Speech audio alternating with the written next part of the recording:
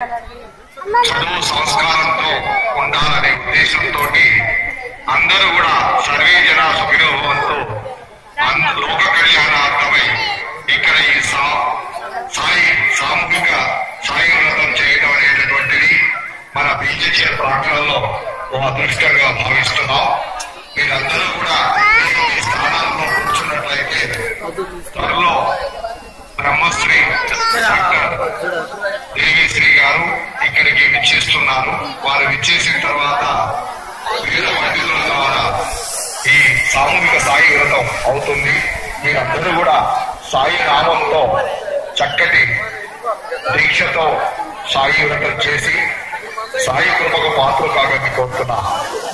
ఎందుకంటే మన పురాణాలలో ఇతిహాసాల్లో చెప్పినట్టుగా ప్రతి మంత్రానికి ఒక దివ్యమైనటువంటి ఫలితం పొందేటటువంటి అవకాశం ఉంది మనకి.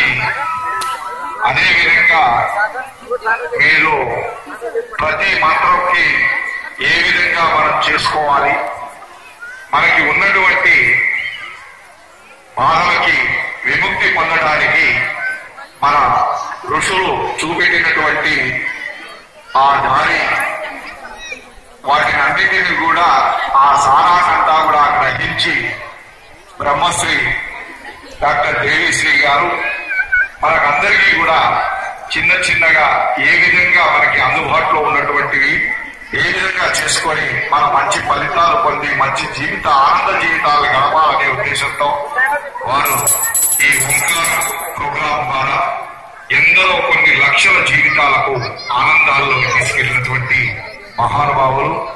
వారు ఎంతో బిజీగా సంవత్సరం పొడుగున కూడా వారిని మనం తీసుకురావడానికి చాలా బిజీగా ఉండేటటువంటి వారికి ఇక్కడికి రావటం మన అదృష్టంగా భావిస్తున్నాం.